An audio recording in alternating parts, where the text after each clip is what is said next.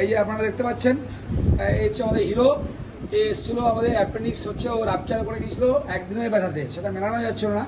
Rapidly বাচ্চাদের ক্ষেত্রে appendix অনেক সময় খুব তাড়াতাড়ি খারাপ হয়ে যায়, ওর ক্ষেত্রে তাই হয়েছিল। একদিনে পেটে ব্যথাতে অ্যাপেন্ডিক্স রাপচার হয়ে অ্যাপেন্ডিকুলার অ্যাবসেস নিয়ে যখন চেম্বারে ঢুকছে, মানে কোমরে নিচু হয়ে ঢুকছিল, একটা পিকুলিয়ার গেট ছিল, আমরা দেখেই বলেছিলাম যে কিছু একটা হয়েছে, কেন শ্বাস প্রবলেম হয়েছিল বলে ভালো করে পা ফেলতে পারছিল না। সঙ্গে সঙ্গে আমার এখানে 24 যেহেতু পিএসসি ফেসিলিটি আছে, তো আল্ট্রাসাউন্ড করে দেখা গেল যে অ্যাপেন্ডিক্সটা রাপচার করে গেছে, একটা অ্যাপেন্ডিকুলার অ্যাবসেস হয়ে গিয়েছে। খুব টক্সিক ছিল। এখন দেখতে পাচ্ছেন হিরো একদম ফ্রেশ হয়ে গেছে। এখন খাওয়া দিয়েছি আমরা, কিন্তু ওর তো নেশা বিরিয়ানি, প্রতিদিন ভাবছে এই কবে বিরিয়ানি আসবে। তো আজকে তো ভাইফোঁটা চলছে আমাদের, ওখানে আমরা চিকেন খাওয়াবো, বাবাকে বলেছি চিকেন স্যুপ আসবে। মাছ ডিম ভালো লাগছে না এখন। আপনার একটু কাছ থেকে দেখুন, একদম পুরো হিরো। এই মুহূর্তে আমার ওয়ার্ডে যতগুলো বাচ্চা আছে, ও হচ্ছে সবচেয়ে হিরো।